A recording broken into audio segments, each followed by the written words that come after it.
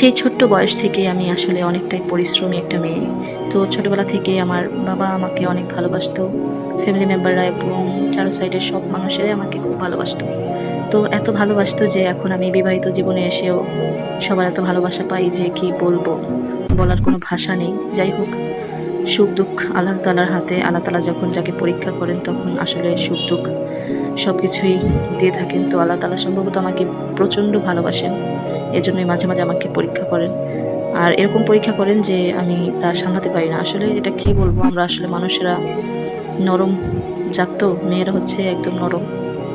তো কোমলমতি মন, অল্পতেই কষ্ট পাই। কি আর করার? আসলে এতটা জার্নি করার পরে যখন সবার কটু কথা শুনতে হয়, তখন আসলে মনে হয় যে বিজনেসটা ছেড়ে দেই। অথবা দুনিয়া ভালোই লাগে না। মনে চায় দূরে কোথাও চলে যাই।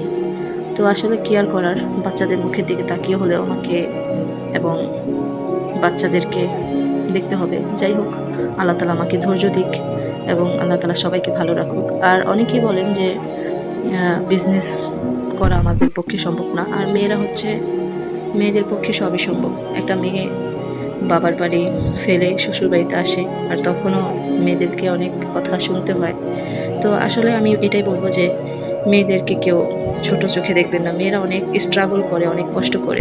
সেই ক্ষেত্রে সবাই একটু মেয়েদেরকে মানে পরিবারের সবাইকে বলব যে মেয়েদেরকে বা মায়েদেরকে একটু সাপোর্ট করবেন। আর আমি সবার সাপোর্ট চাই। সবাই আমার জন্য দোয়া করবেন। আল্লাহ হাফেজ। আসসালামু আলাইকুম।